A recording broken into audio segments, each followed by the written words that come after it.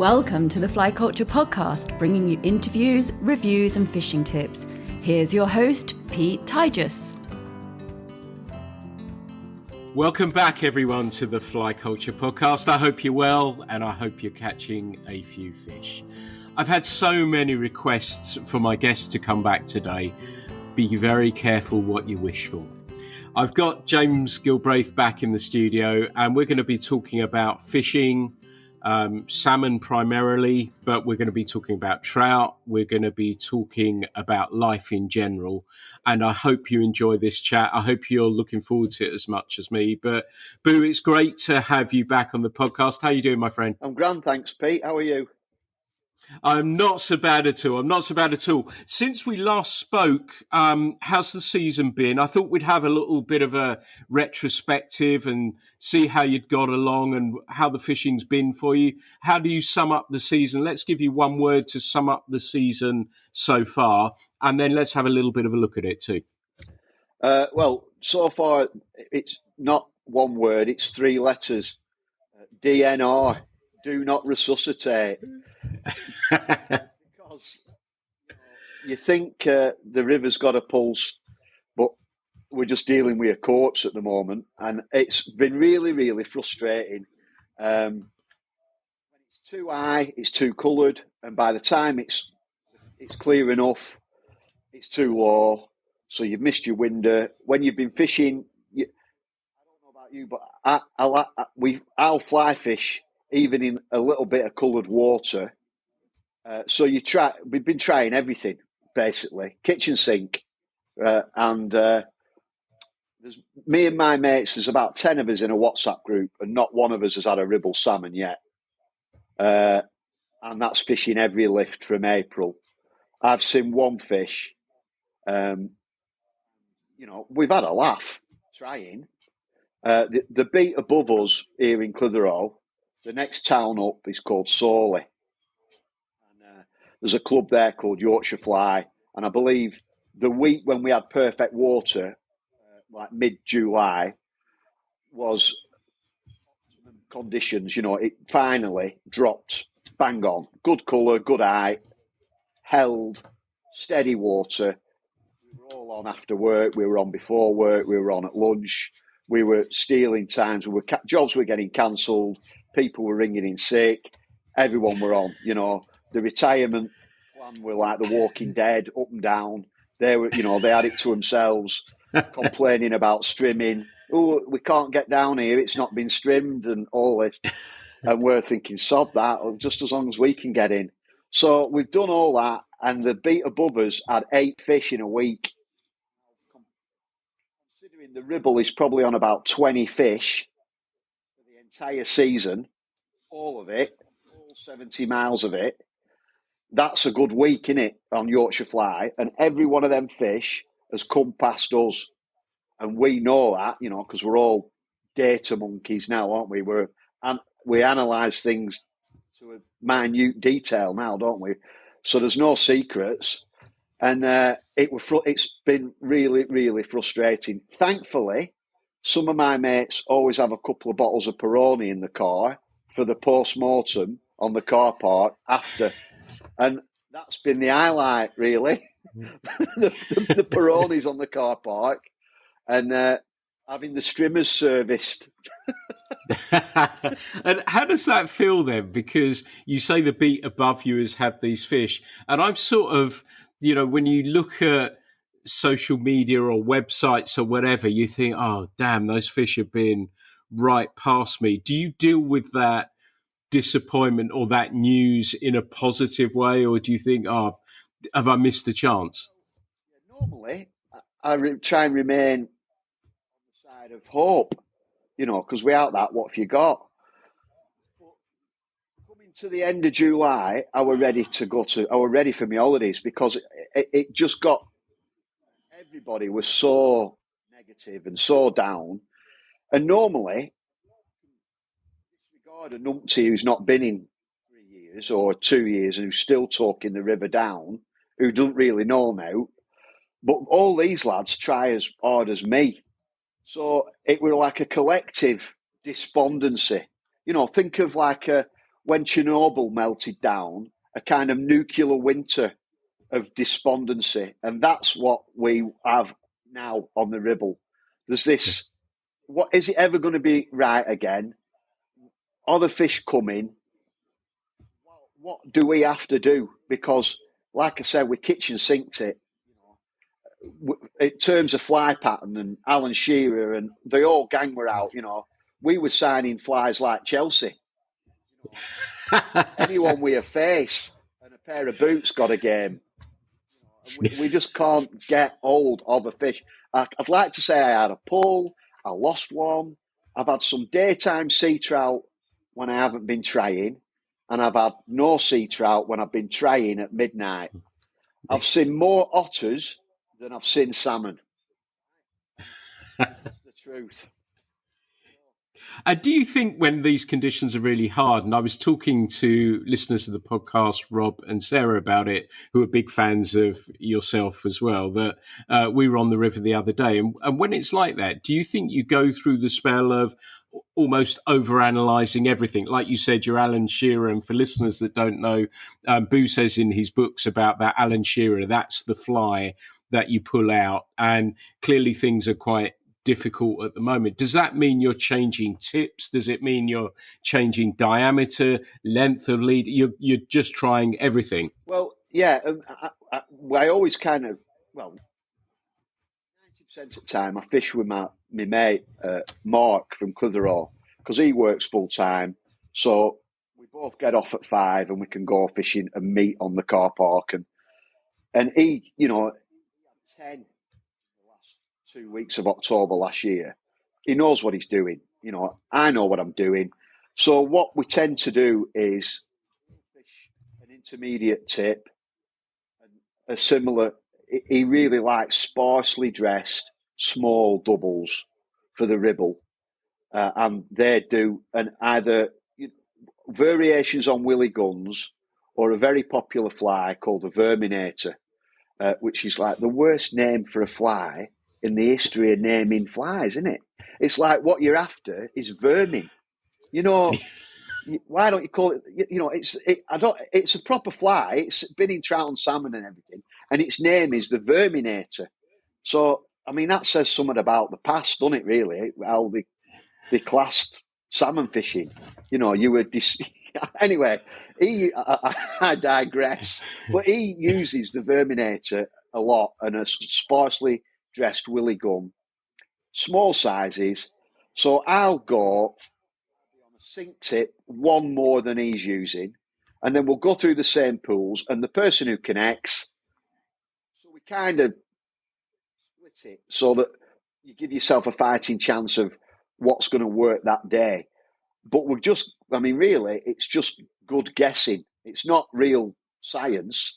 So that's what we do. And there's some other runs that you can only fish an intermediate tip through because of the depth, etc. And then there's others that are too slow. So we know it like the back of our hand. But it's amazing. There's a guy who I really respect. He's a kind of Ahab kind of character. And he's called Paul Dewhurst. And he fishes our beat. And Paul is more likely every year to get between 10 and 20 a year, every year for the last 20 years. He's just got the touch, right? And Paul just goes and he'll walk to the top of the beat and he'll fish every pool and every known lie all the way back on the fly. And he uses really sparsely tied flies, but he swears on his setup is an intermediate tip, slow sink, intermediate or hover tip. That's all he ever uses. He uses 23-pound fluorocarbon to 19-pound fluorocarbon because he once hooked an otter and it snapped him, right? So he didn't like that. And he uses twos, really small, sparsely dressed doubles, and he catches more fish than anybody. And he just goes up and down, doesn't mess about. And so we kind of follow his lead, really. Whatever he's doing, you're on the right track because he knows the water. He has all the local knowledge, and he's been doing it for 20 years on that beat. So Paul has it down. Paul is the only person out of our club who's had a fish this year. He's had one 16-pounder in that week, just probably to guess about July 20th. So we're doing everything now, and we're scratching heads. And so what our answer is to try harder. So and order and order and order and order and order, and just till something works. So that's where we're at now. But before my holiday, I was completely spent, sick of it, just wanted to go. And, so that's where we were at. And have you come back infused? Yeah, the river's going to be absolutely bang on tomorrow. We've had a big lift, so it's going to be fine tomorrow. So I've got all day to myself tomorrow. And then on Thursday, we go to the Green Man Music Festival for 4 days. So I'm going to give it plenty tomorrow before I go and try my new waders that I think are a bit too long in leg for me. I wanted 32 and 34 came. So I'm going to be like dragging a leg along bank. But at least that is something. Yeah, that's something I'd love to see. You might have to tuck a lot into your wading boot as well. You should have bought bigger wading boots, and then you'd fit that extra in there. Have a word with your tailor; he'll sort you out. It was interesting what you were saying about Paul. And do you think some people, and I know people similarly, and one of them actually was at the do at Bakewell, Carl, that have an unami. They have something that takes them to a place where they're able to catch these fish when you think they're uncatchable, or something is in their DNA that takes them a little bit higher. Do you think there is something in that, or do you think it is, he's fished that water for a long time and knows it really well? But I'm guessing you guys know it pretty damn well anyway. But is there something extra? Is there a magic? Is there something there? I try hard, right? And I want to be that guy. I want to be that guy that gets between 10 and 20 every year, and everybody quietly talks about. Paul isn't on the internet. He won't know what Facebook is. He thinks the internet's witchcraft. Do you know what I mean? So he's not interested in what anyone else is doing. He doesn't know what's going on. When I bump into him, he lives around the corner from me. We talk about salmon fishing, and I fill him in on what's been caught everywhere. And he goes, "Oh, right. Oh, I had one other day." And that's it. He's no interest in anyone else, but he has got the touch. And everybody on the riverbank and in the club knows he's got the touch. And no matter how much I try, I'll never have that. I have seasons when I fool myself into thinking that I have, but I haven't. He doesn't try that hard. He's on a Vision Catapult rod that he's had forever. He's on a full floater line. He does know the water. He does know when to go. So it's a culmination of everything. But if there were 4 of us to go through a pool, get the fish. That's just how it is. And Mark is a little bit like that, who I fish with. Very frustrating to fish with. But, I aspire to be that type of Ahab character. And when I write about that in my books, that's where I want to be. I've been Lamont. I've been me. And in the past, when I'm gone, I'd like people to be able to say, "Yeah, we're bloody good with Boo." It's never going to happen while I've all in my ass. But I can still hope, but that's what I aspire to be. That kind of worldly river sage that doesn't have to try too hard, that's always in right place at right time. And you can't buy that. You can't buy it, and you can't teach it. You're exactly right. And do you think there is something for not changing your setup? So you're going with a particular mindset that you're not thinking, right, I've got to have this, I might have to do that. And I was doing it just this morning and thinking, I wonder how, I've been fishing an intermediate tip in higher water and thought, sod it. And actually Emma did it and caught a fish last week doing that in a water where we traditionally fish S3s and even S5s. And she just had the intermediate on and whack a fish took. Do you think there is something in that as well, not changing stuff and sticking, like you say, with the Ellen Shearer, with that setup? And is there something about if a fish is going to bite, sometimes it does have your name on it as well? Yeah, well, I've never seen him fish a pool twice. He'll go through once and then leave it. And then when he gets to the bottom of the beat, he might, if he's got time or the inclination, walk the mile and a half back to the top of the beat and do it all again. He's got a set of about 10 to 20 flies that he's confident in. The main thing is he will not fish anything too big. I doubt that Paul fishes anything over a size 12. And most of the really successful fly anglers on the Ribble all say the same thing. So, in my box, I've got a fly with a propeller on front.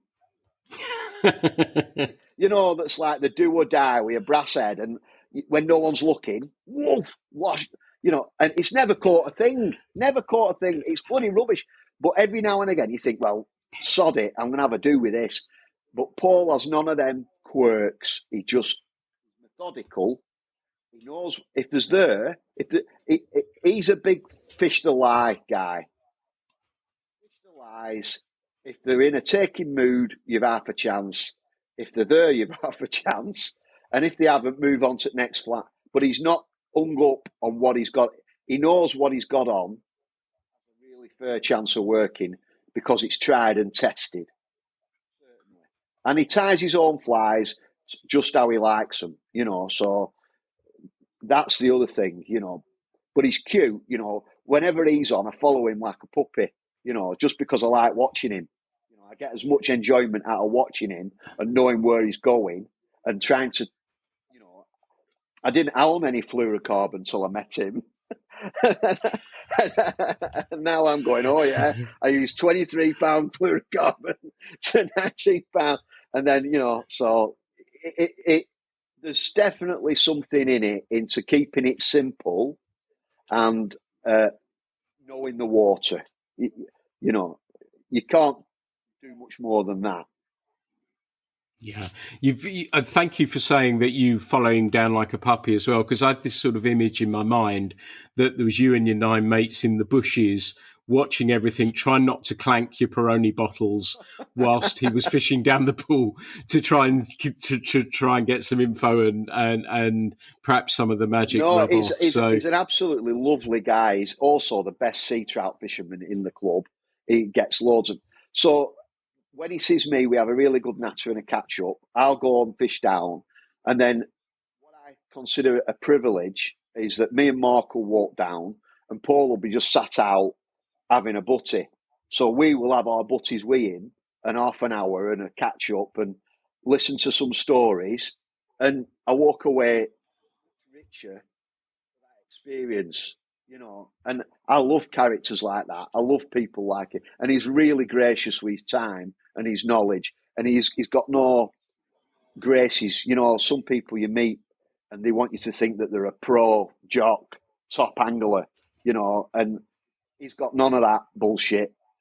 Everything's true, everything that he says. So I'm always richer for meeting and speaking to him. He's a proper good chap.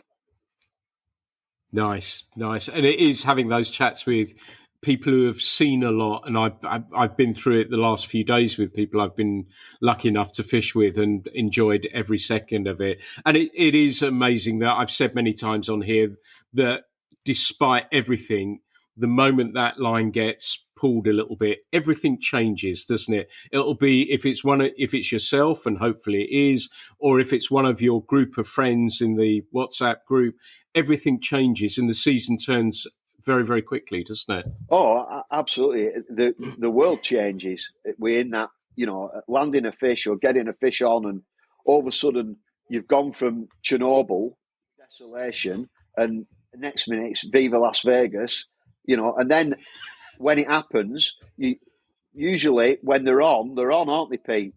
So once you've had one, there's really a chance that someone else is going to get one further down the beat. And 9 times out of 10, that's exactly what happens. I'll get one, then Mark will get one, then you'll get a phone call from someone downstream, and they've had one, and it's almost too easy.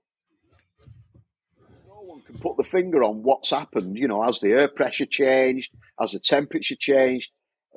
Did some fish just move up the river together? But yeah, once you're into a fish, all that. I've not had a pull. I think it's 27th of October last year. Salmon. Now there is no other fisherman that would put up with that. Barbel lads wouldn't do it. Course lads wouldn't do it. Fishing ponds or trout fishermen on a trout res wouldn't put up with that. Brown trout men fishing a team of spiders wouldn't put up with that. So when it happens to us, so the next time I get my line pulled, I'll think it's like a miracle, a genuine miracle, and I'll be absolutely elated and no doubt not ready for it. But touch wood, I don't tend to lose many salmon on fly. I always used to lose them on shrimp or on spinner, mainly on spinner. But obviously, we don't talk about the dark arts on this podcast because. So hopefully tomorrow could be the day. It says. I'll keep my fingers very, very crossed for you. And we're still holding height at the moment. And I was fishing with a good friend, Brett, yesterday, and it felt really, really good. And we were messing around and just having a really good day. And you think there's got to be something, and we go from there. But I touched on Emma's one, and it was just so wonderful for her because, again, she's kept the faith and she wasn't catching fish and put a lot of hours in. And we were fishing a beat, and she was in a pool, and I was downstream getting lunch ready and with the dog and everything else. And we often, I think, where we fish on the tour, that we have a walkie-talkie. I think it's so she doesn't have to fish with me for too long, so she can go and fish a pool and do what she wants to do. But we had them with us just in case. And it was just magical that the walkie-talkie went, and she just said, "I've got one." Now, I had to run quite some way because we like sharing that moment. I think that's one of the reasons we have, certainly when we're fishing separate pools on the tour, that sharing that moment together and netting the fish, I think is really cool. And she's probably the main person I would ever back to net a fish for me. But I had to run. I nearly had a heart attack because it was a little bit of a distance. I'm sweating, and I'm just praying that I don't get another message saying it's come off.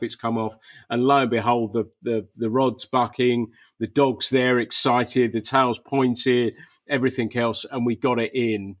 And it's worth it for all of that. And this place we've been fishing for 3 years, and I lost a fish there last year. It was briefly on, and that's the nearest we've got there. And for that moment, you look at everything completely differently, don't you? Oh yeah, absolutely. All the dark days have vanished, haven't they? And you know why you do it. It's a reaffirmation of why you love it. And you just wish it happened more often. I think I've said this before. I've discussed with Lamont. We had this dream, when everybody wanted to go to Russia. We priced it up, and we said, $5,000 we can get there for a week. And he said to me, where does that? If we caught 20 fish each in a week or 10 fish in a week, where's that? How are we going to cope on Ribble? Again, and there is that bit of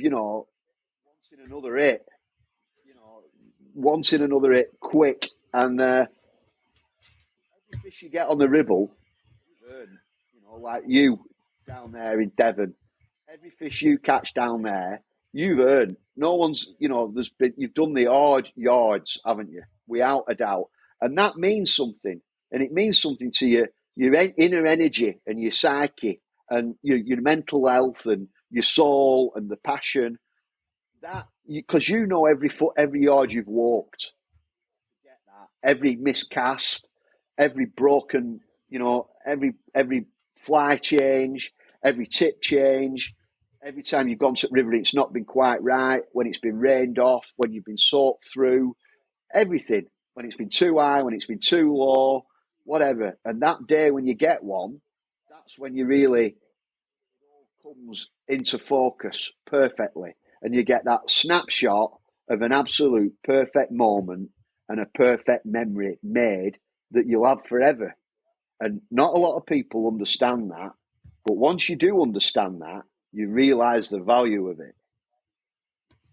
Yeah, you're absolutely right. And funnily enough, this morning I was fishing, and we're going to come on to that in a second, but I was fishing the Tamar this morning, and I was at the petrol station getting a crappy sausage in a bap and a coffee. And friend Sam came out of the petrol station. I was just filling up, actually, and he came out. And it was lovely to see him. After 2 years of trying, he caught his first salmon last week. Oh, amazing. Which was thrilling. And he's been 2 years, he's been on the job. And it was lovely to see him. And he said, "What are you up to?" I said, "Well, I'm going down to the Tamar." I said, "I've got it really bad at the moment. I'm so enjoying every second of it." He said, "Yeah, I still keep thinking about the fish." And he got it for that moment. And like you say, he kept the faith, stuck with it. And it was on my home river, the Tor, as well, on a slightly different bit, a little bit further down. So it meant even more to me that it was a Tor salmon as well. And he bloody went and caught one. And that's fantastic when you see that in these random meetings somewhere, sliding door sort of things at the petrol station. Yeah, phenomenal. And what a rare fish that is, you know. But who would you meet in any other hobby where you hadn't caught a fish for 2 years? Yeah. You'd need to see a psychiatrist, wouldn't you? And he wouldn't be able to, he'll have heard everything. And he'd be going, "Why are you still trying? Why are you still trying to catch one? You know, there's obviously something wrong." You know, but no one gets it. It is a proper test of, you know, how much persistence you've got in you. You know, if you can do that, if you catch a salmon off there's not a lot you can't achieve, you know.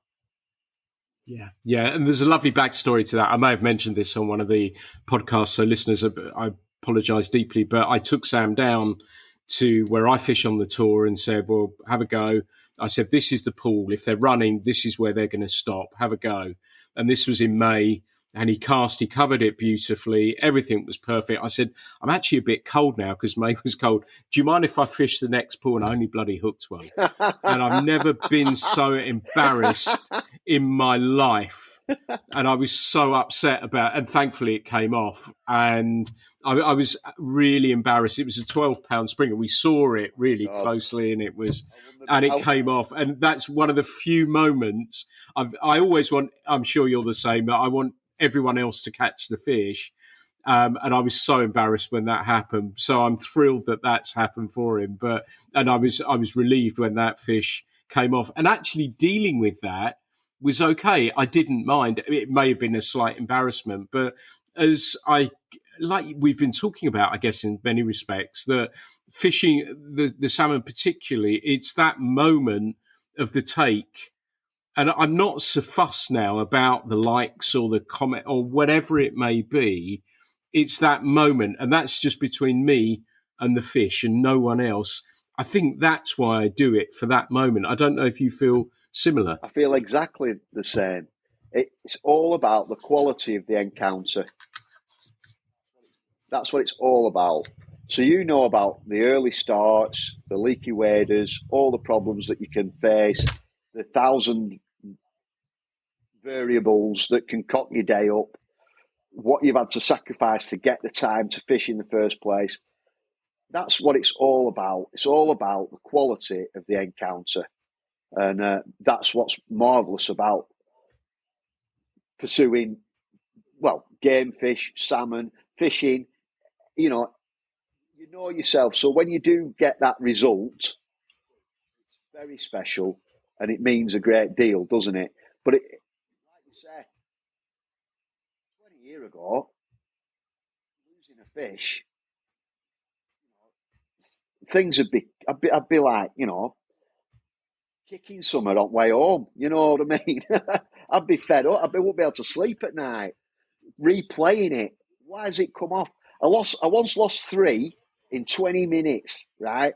3, up 1, couldn't believe it. On, off. I'll try and repeat the process. There it goes. 2 more casts, bang, in again, on, going mental. Lamont's laughing his head off after the first one. He says, well, he gets the net ready. That comes off. The air turned blue, right? So I'm like, cast again. That's it. You know, we'd not seen a fish for a month. So all of a sudden, and I'm in again. And I'd like to say there were an happy ending. There wasn't. I lost 3 in 20 minutes, and that were it. It were all over. Went dead as a doornail again, and that were it for another 4 weeks before we got one. And no rhyme, no reason. I can't. But boy, did I beat myself up. You know, what did I do wrong? I was checking my flies. Was there too much? Should I shorten the tube I were using? You know. And, you know, obviously everyone else is an expert saying what I did wrong and running commentary behind me, telling me what I did wrong. And, you know, but no rhyme, no reason. But no, very difficult to get over. You're certainly at a therapy moment. Yeah, no, absolutely. And I had it today that I was sort of coming down the pool and it's right down the river, a long way down. I had one of those banana flies that I've never used before. And I thought, I'll try it, and I made 2 or 3 casts, and then the line went, the fish shook, the water, you know, you see that sort of explosion, and it was gone. And what I'd love to know, and I was fine about it actually, how do we term that? Is that a hooked fish, a lost fish, a tape? How would you term that? That's a massive cock up, isn't it? That, I mean, that's lost fish. You can flower it up all you want, but that's a lost fish.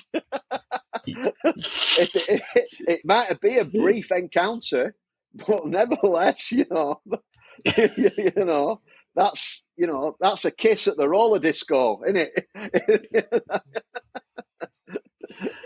It was a kiss at the roller disco, and they just glided off again, and off she went, happy as anything. Yeah, and that was it. And I was actually okay with it. And I actually, coming back to that emotional thing, I was shaking like mad. And then the next cast out, you're thinking they're on. There must be a pod of them just come in. They're on. Nothing. And then I went down again. Nothing. I went round again. Nothing. And I think I may have changed something. I may have changed the flow, whatever. But I was okay with that. And some of it as well there that, you know, we feel better that Emma's caught a fish there now, so that's pressure's off a little bit. And I kind of like those little increments. This is me trying to make myself better, feel a little bit better. But those little increments are getting closer and closer, perhaps until we get there. You feel like you're narrowing the distance. Yeah, you feel like at least we're going in the right direction. You know, you're narrowing the distance between you and the target, the prize. You know, at least we're doing something right. You know, and that's what's wrong with the Ribble at the minute. There's no one saying I've lost one. There's not much signs of life. You know what I mean? And that's what we're missing. We know it's going to come good. You know, it always does. It'll be a shame if it doesn't. But at the moment, that's all we're looking for. Just some signs of life, a close contact. What do they call it? First contact. That's what we're after. A first contact with an extraterrestrial, you know, which at the moment we're probably on par of having as much chance of. So I can call mine a close encounter then. I mean, we should think of a name for that half an hour after you have just had a take and you think you're going to get another take, or you've lost one and you think, right, they're on.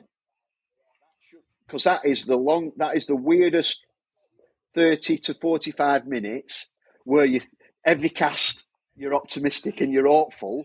You're like a puppy going, right, here we go. And then nothing else happens again. And you slowly go back to your reset position of job's knackered. Yeah. And it's fascinating what you said about when you're fishing with friends and you lose a fish, and it may be a trout or whatever, and you think, you kind of try and justify it, and you either have friends who gently rib you, or others that say, "Oh, you did nothing wrong." Because you look, don't you? The first thing when that fish comes off, you look and say, "Did I do something wrong there? Did I strike too quick? Did I, if it were a trout or whatever?" And I don't know if listeners have the same or whatever. And you either have your polite friends who say, "No, that looks absolutely spot on. He must have just missed it," or whatever it was, or then you get the grief afterwards. Do you have similar? It sounds like you get more of the grief than anything else. I've got a fair cast of characters who I fish with, and some are the flux between both. Most people, what you want is a nice gentle arm round you, telling you everything's going to be all right, and that you did nothing wrong, and just one of them things. And you go, yeah, and then you've got the other person who just goes, "What a dick you are." Yeah. Aren't you? You lifted too fast. You pulled. You shouldn't have pulled. Never pull. Your tension's too tight on your reel. You're just a dick. And there's a time and a place for both those people. But genuinely, what you want is that management style of an arm round you, like your Gaza, and you go, "Listen, you're going to be. We know you're mental, but you can do great things here if we just face you in the right direction and tell you where to run." And that's what you want, an arm around you to say everything's going to be all right and you did nothing wrong, Yeah. Now, yeah. You want I was going to say it was like the footballers. Do you remember the managers used to pat the backside of the player as they went on the field? Yeah. It was just that friendly little pat. I'm sure friendly that's tap. Misconstrued these days, but just a little tap, just say off you go, and that would be all I would probably need, and I think I'd be pretty happy with that. But yes, an interesting time, and thankfully I was on my own, and the chap just appeared, and I said, "I think I've just been rattled." Actually, he said, "Well, did he eat it?" I said, "Yeah." And I said, "The water moved and, boosh, it exploded." So I was trying to fathom out how close that was. The fascinating thing is that we get a report the next morning. So it'll be interesting to see if it says Pete Ty just lost one, or if there's nothing in it. I'll probably feel much better if it says nothing, but we'll wait and see what happens from there. He's the man who actually puts it all together, so we'll look forward to seeing that. But I wanted to move on and apologise a little bit, because we had a great night at Malin and Green in Bakewell, and you very kindly came across, and I've got to apologise for dropping you in the shit, and a slight misunderstanding when I asked you to read from your book. So please, would you accept my apology for that? Oh, it was a pleasure, and honestly, I was terrified, because there were some friendly faces there, and then the room was split with serious, stoic, number crunching, hard-nosed anglers, and euphemistic daydreamers like me. Right? And I was hard to gauge. And when you read something, I'm not an actor, but you feel like you've got to put something into it.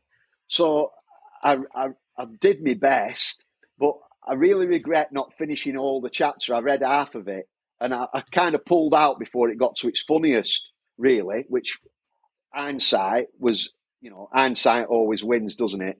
But yeah, I should have read it all, but it gave me tremendous confidence, and I've been kind of playing around with. I'd love to have another do at it, on some other format, and like either do, how we do our podcast where I read it, and Paul. Well, me and Paul have been practicing tentatively. We're in doing mixes behind on the turntables while I read chapters of the book, and it's really, we think it's good, So we'd love to take it further and do something a bit more live art type of thing, but definitely with tongue firmly in the cheek. It wouldn't be a serious thing. We're not doing Richard III. So but it showed me that I can do it. So for that, I really can thank you for that, because I wouldn't have had the confidence to do it normally, but now I know I can do it and it can be improved upon. But a lot of people were really kind afterwards and said how much they'd enjoyed it and everything. But it were a great event. I really, really enjoyed it. It was fantastic. My son loved it as well, and he met loads of really nice people, and everyone was so enthusiastic about fishing and getting on the river and all sorts of fishing. So it were a fantastic opportunity to meet loads of people I've never met before, and to feel part of a family. You know that you're not alone, and it was really fantastic in that. And all power to you for pulling that event together, because it was something special. It was great.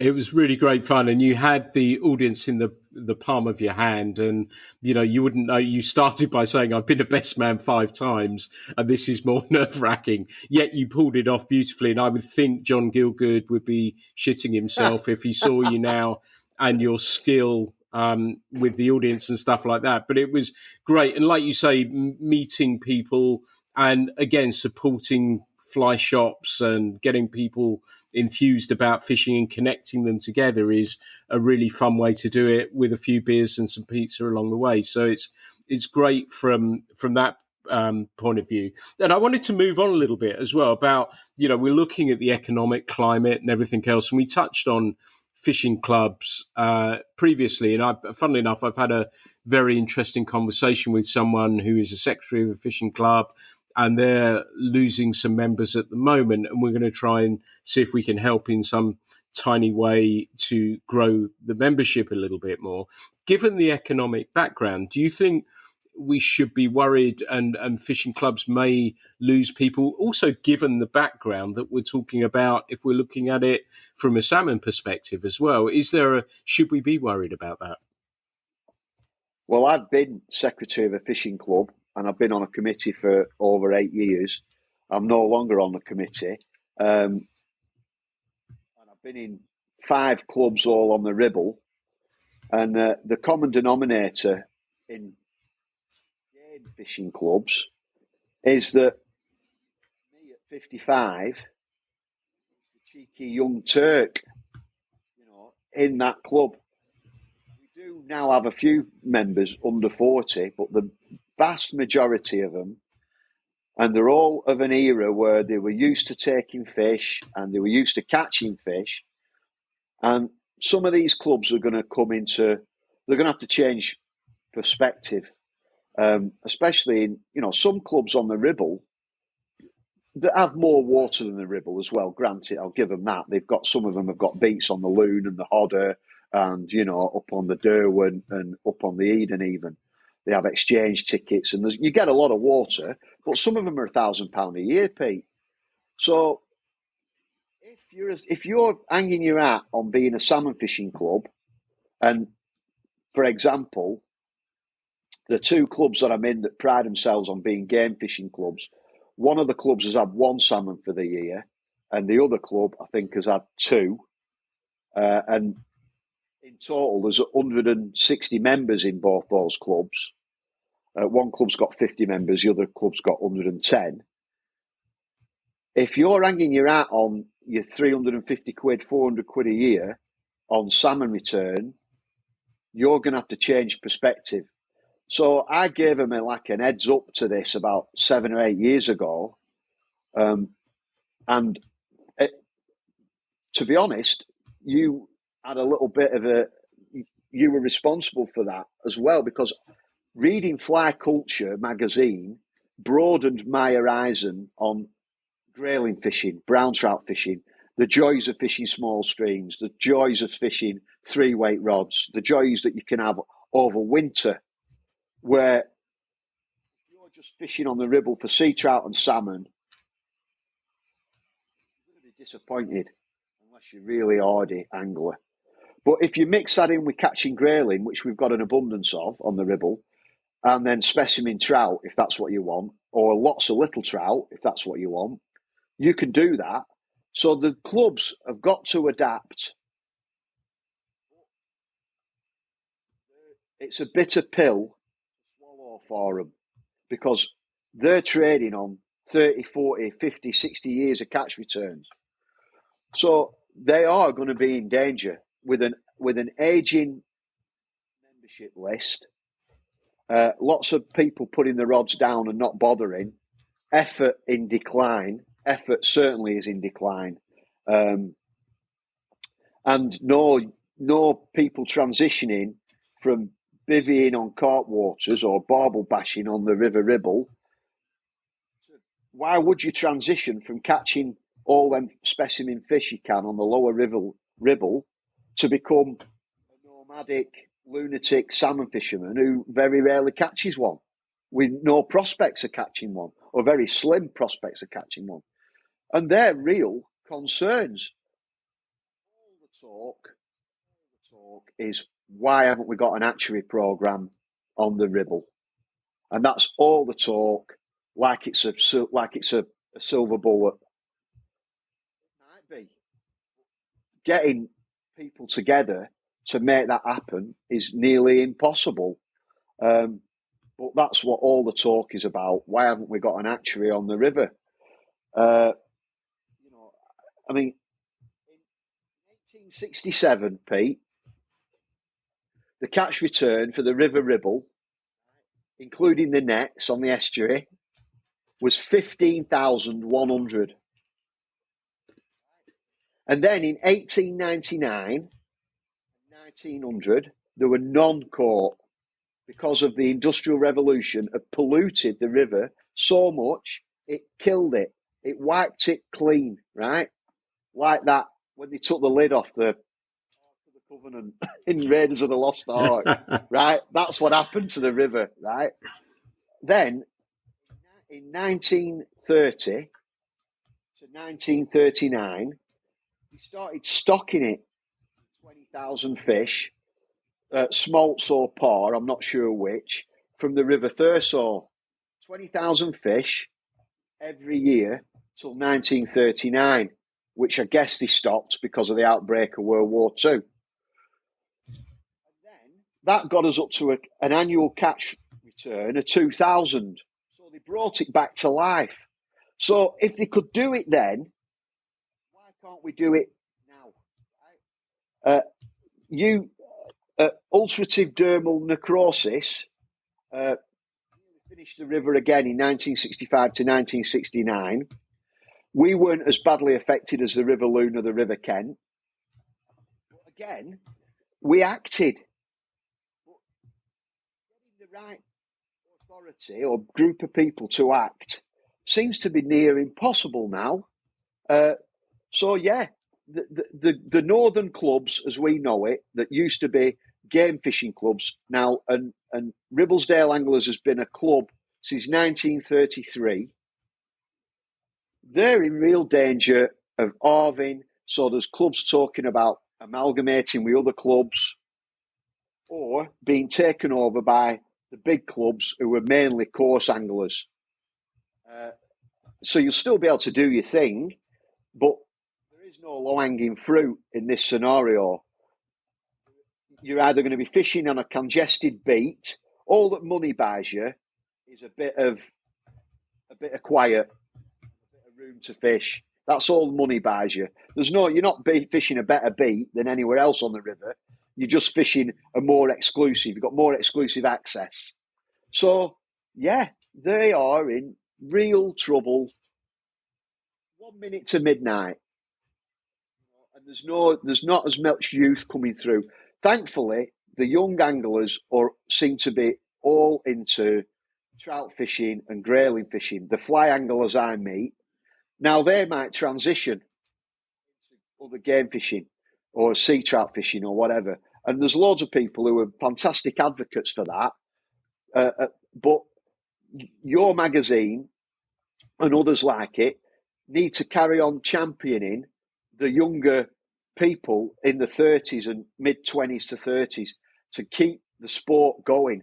But at the end of the day, if the fish aren't there, there's not a lot you can do, because people join fishing clubs because of the numbers, the bottom line.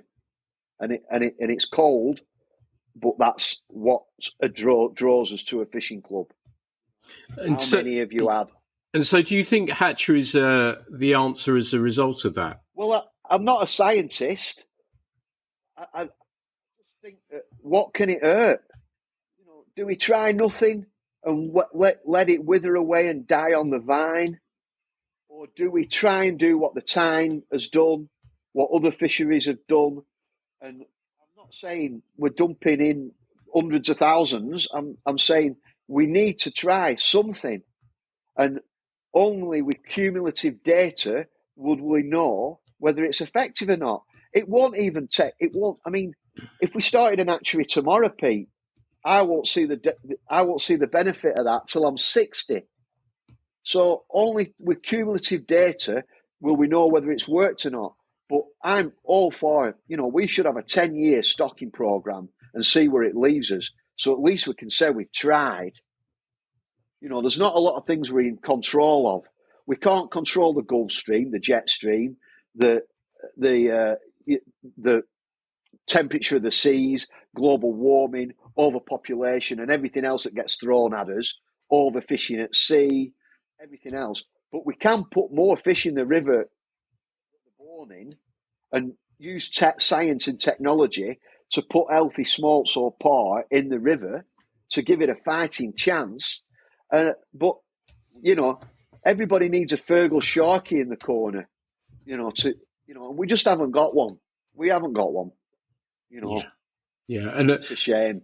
And it makes me think that if hatchery fish, if they do take and people are catching them, that brings, like you say, the younger trout and grayling anglers into salmon fishing with the chance of catching. Because it's, we're talking and we're waxing lyrical right now about salmon fishing, and it does mean the same to both of us, but it's really hard to get it across, isn't it, what that moment is actually like. And I've tried a number of times to try and do that. But if people get the chance to experience that, and if they get to experience it on a slightly more regular basis, then they're going to become part of this religion and want to follow these fish and go with it. The other thing that made me think about those fish from the Thurso, it would have been fascinating to see what the Thurso catch returns were like, comparable when they were putting Thurso par or smolts into the river, whether some of those went back to the Thurso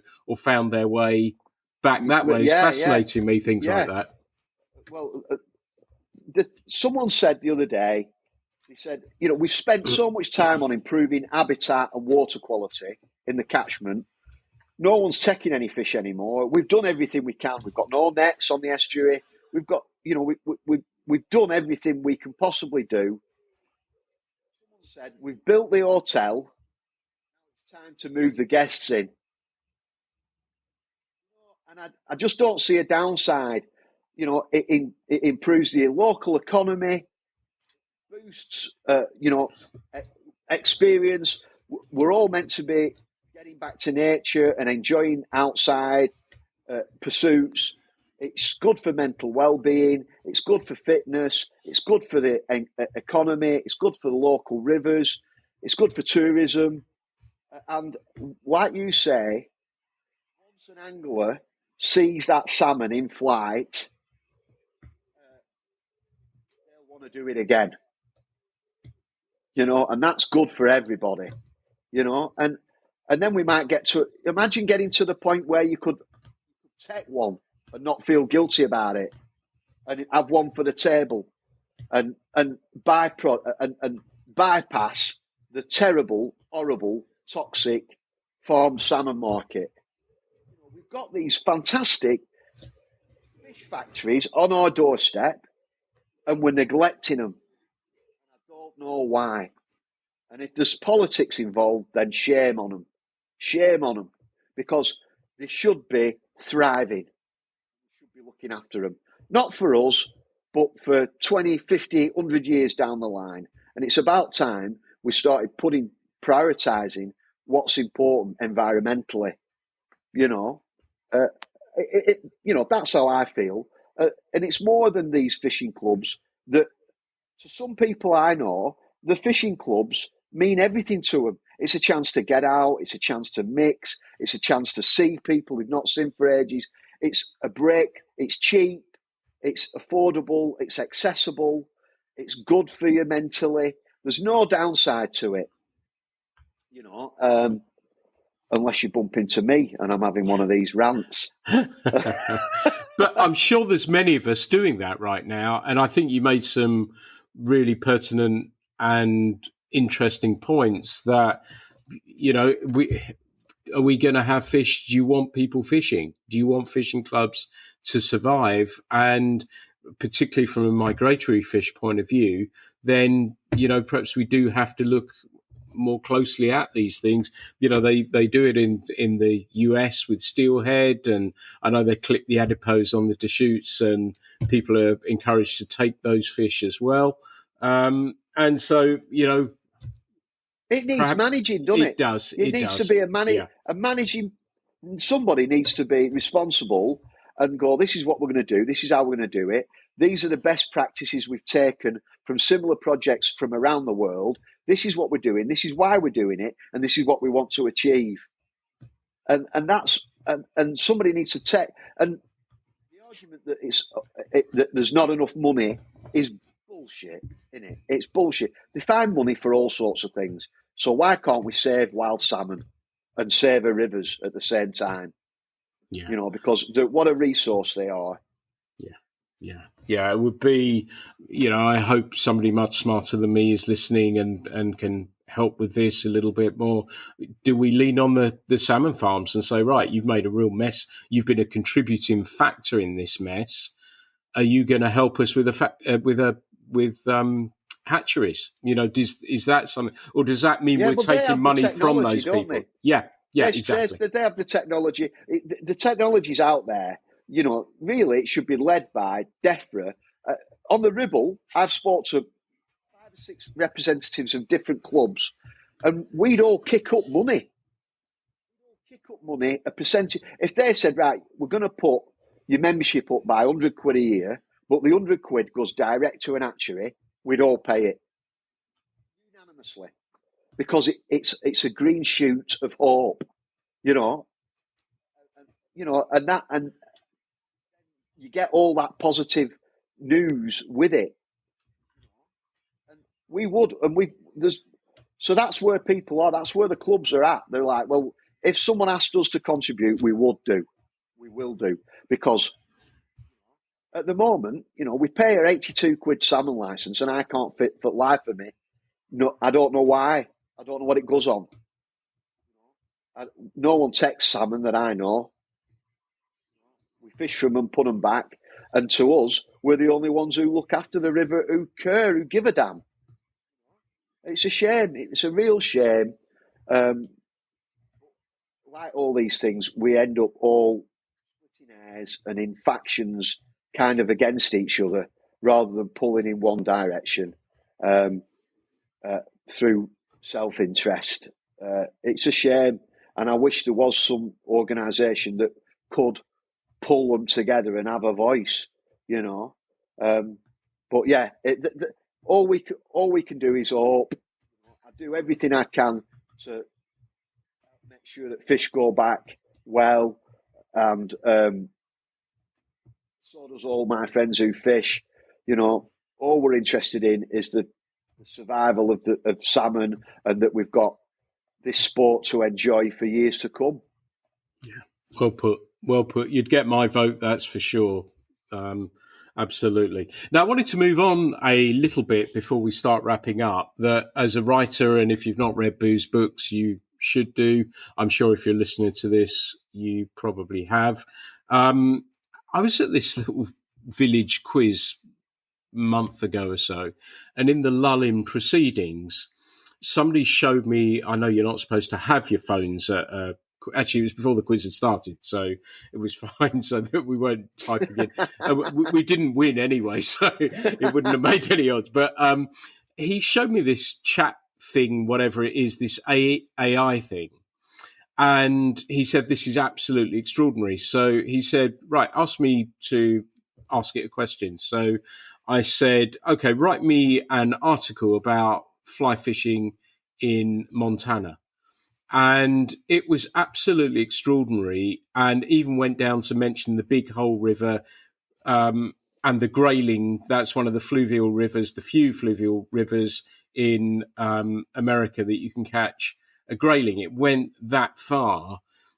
And I was talking again to Brett yesterday, and he was talking about, he works in advertising, and he was saying that how AI, they're using it as a tool, or that it won't replace, but you can use it. He said one of the problems, it can create pictures, but the pictures aren't right, that people have 6 fingers and things like that, which was kind of amusing.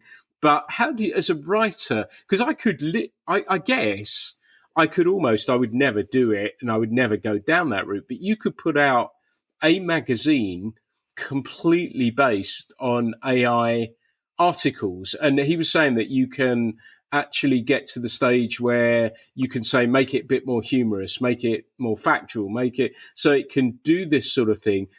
How do you feel about this as somebody who writes? Well, it's not going anywhere, is it? But I suppose that what they will do is they will define it so that if you want a book to sound like your favourite writer, like, whoever, Huntress Thompson, Charles Dickens, whoever, it will write in that style, but there will be a lack of humanity in it that you will be able to see through. I know it's good for writing ads and writing, searchable terms for your SEOs on your websites, and it can write blurb for. There's no replacing the real thing. If I wanted to, if you could teach AI to write in the style of me and press print and get a 30,000 word book that was, based over a season, based over 12 chapters. These are the 3 principal characters. Make sure something happens within that thing. Would you do it and just churn it out? Readers would know. And therefore you would lose all reputation, whatever little reputation you had. And I enjoy writing. I can see how a copywriter writing adverts every day must get sick of thinking, how am I going to, what can I say about this fucking toaster? You put toast in, it pops up. End of. Fucking, it's a da-da-da. It's an advancement in bread technology, whatever the fuck. So I can imagine why a copywriter, but I enjoy writing my books. I've lived what I'm writing. That's part of my journey. Is then for an example, right, for a chapter from the next book, I thought it'd be really funny to write about me and Lamont fishing for trout in the Rockies, right? A bit of a Grylac, right? I've only read one of his books.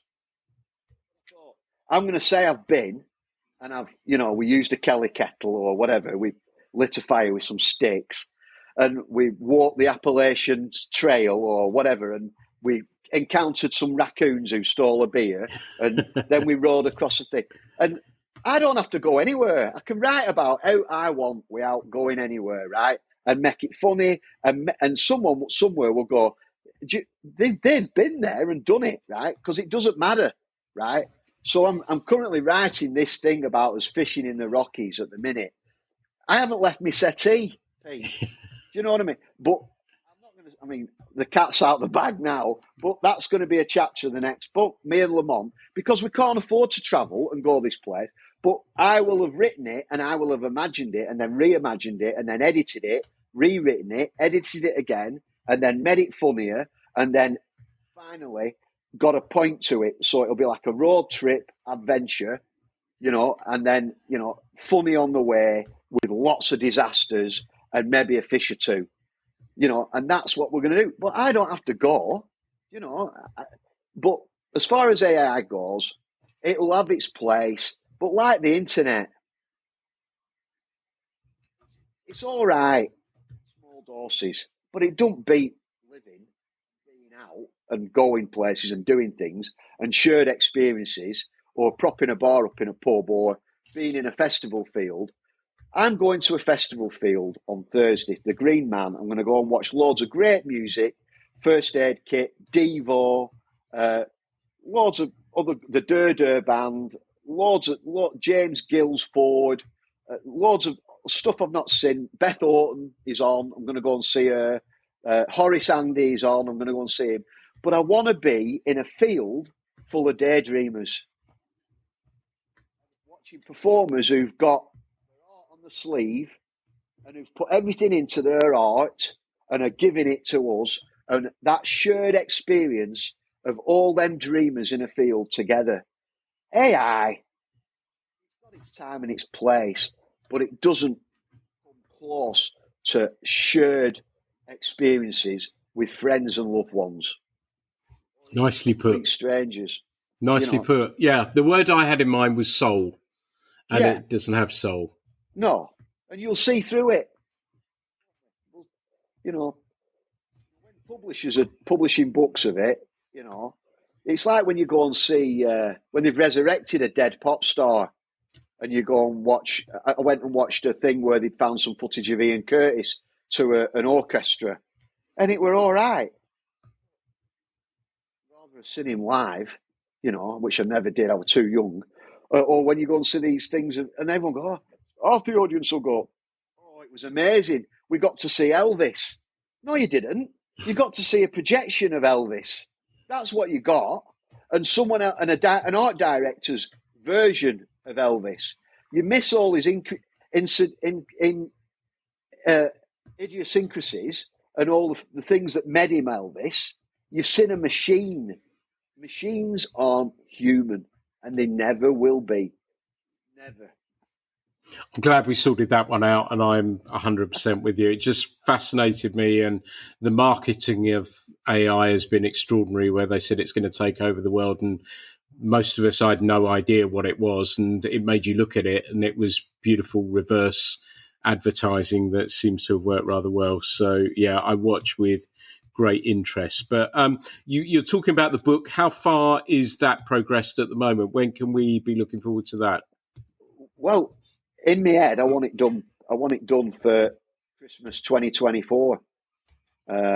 So yeah, but I've written one and a half chapters. So I've done a chapter called "This Is a Photograph," which is all based about a photograph of a time I went fishing, which is inspired by a Kevin Morby song called "This Is a Photograph."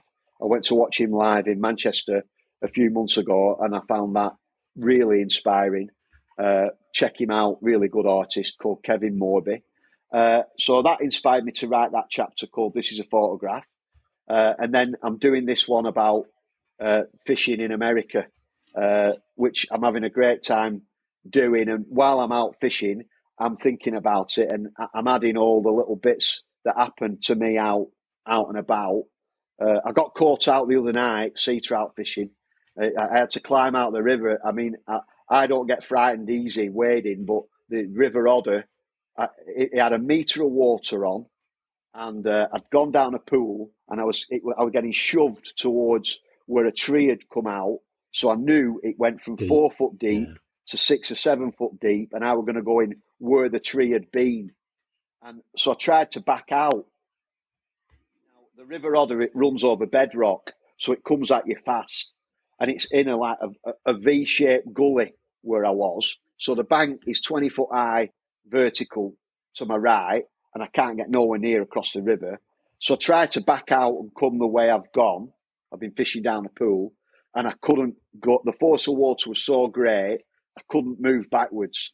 So I had to scramble to the side and then climb out very, very dishevelled and quite frightened, really, and get out to the top of the thing and get out. And I wanted to flick the V's to the Odder after that, but it was my own fault. I had no reception. Nobody knew where I were. All the things you shouldn't do. And I'd just done, and it was really coloured water. So I were on some massive sink tip, like it was like a submarine, this tip, so it was too coloured, but I managed to scramble out. But honestly, for 30 seconds, I were panicking. I thought this is going to end badly. So yeah, it's easy to get caught out, and you can be a bit overconfident sometimes. And I was, yeah. Good lesson there, and good lesson there. We've spoken well over an hour now, and as I think we could have done plenty more as well. But if people want to find you on social media, if they want to learn about the books, podcast, everything else, where can they find you? Boo_Gilbraith on Instagram and Facebook. Podcast. We've done 8 episodes of a podcast, which is like a storytelling. We're doing chapters from the first book, but my friend adds different songs and music to it and underscores it. So it's a bit like a movie or an audio book with a side order of plenty of flavour, put it that way, and. That's called Hooked on Hope Recast, and that's on Apple, Spotify, and everywhere else. And it's gone down quite well. We've been listened to in over like 22 countries, surprisingly.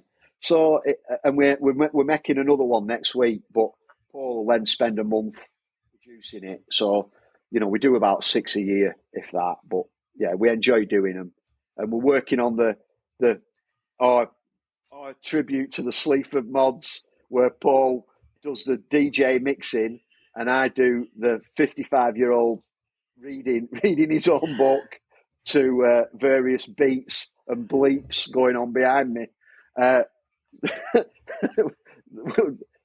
Paul wanted to film it and put it on YouTube, and I said there's absolutely no way. So we're going to perform it one night in our local pub, the club in our club where we DJ now and again. So that's going to be a bit of a treat, like an hors d'oeuvre before we DJ. So Fantastic. I love the sound of that. Don't forget the books, folks. Terminal Chancer, Hooked on Hope, and Anarchy Pie. They are fantastic. Contemporary writing tied together in a humorous way. Friendship, life, love, family, music, all the good stuff. So check those out if you haven't already. Boo, it's been brilliant to catch up as always. Thank you again. And you've been, as I said, I've had so many people asking you to come back on. So thank you for taking the time to talk with me again today. Thanks, Pete. It's an absolute privilege. And I'm thrilled that anybody wants to listen to me. So, but obviously, thanks very much for the opportunity. It's brilliant, Pete. Thank you. Everyone, this has been the Fly Culture Podcast. Thank you so much for listening. As ever, these are all free to download and enjoy. I hope you continue to do so. And there'll be plenty more coming very, very soon. The Fly Culture Podcast is brought to you in association with Fly Culture, a quarterly print magazine. For more information, please visit flyculturemag.com. You can also find Fly Culture on Instagram, Facebook, and Twitter.